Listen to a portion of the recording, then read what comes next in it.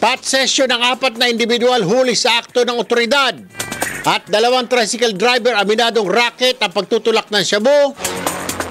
Maswerte, hindi po sumakay sa Batasan bus line, kaya ang diretso sa kulungan lang. Narito ang report.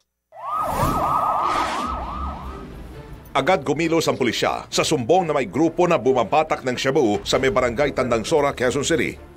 Nang puntahan ang lugar, huli sa akto ang 4 na individual na nagsasagawa ng pot session sa isang bahay.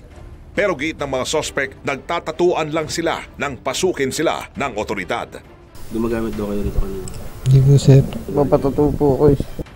Pero aminado ang mga sospek na dati na silang nakulong dahil rin sa iligal na droga at patuloy pa rin ngayon sa paggamit ng shabu. Na-recover sa mga sospek ang 3 sachet ng shabu at drug paraphernalia. 200 piso ng shabu ang nabili ng police asset sa tinarget na tulak sa may barangay Pasong Tabo. Kinilala ang naaresto na si Rogelio Robio, 42 anyos. Pero depensa ni Robio, hindi sa kanya nakuha ang na-recover na illegal na droga. Hindi ko po alam, natutulog po ako, sir. Ayon naman sa barangay, bukod sa paggamit at pagbenta, ginagawa rin daw ni Robio na drug dealer ang kanyang mismong bahay. Ito naman po talagang positive na gumagamit. Tsaka ang bahay po niya ay ginagawang gamitan.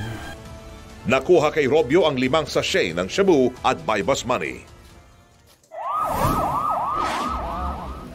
Sa barangay Pasong Tabo pa rin, timbog naman ang 2 tricycle driver na pareho umanong nagbebenta ng illegal na droga. 10 sachet ng shabu ang nakuha sa mga sospek na kinilalang sina Efren Ramo at Leo Degario, parehong nakulong na rin dahil sa ipinagbabawal na gamot.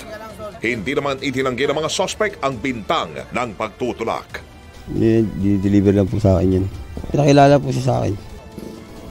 Kaya nagkandak ng buy-bus operation.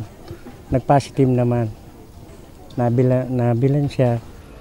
Maharap ang lahat ng naaresto sa kasong may kaugnayan sa paggamit at pagbebenta ng iligal na droga na nakapaloob sa RA 9165. Weng de la Peña, Radio Pilipinas.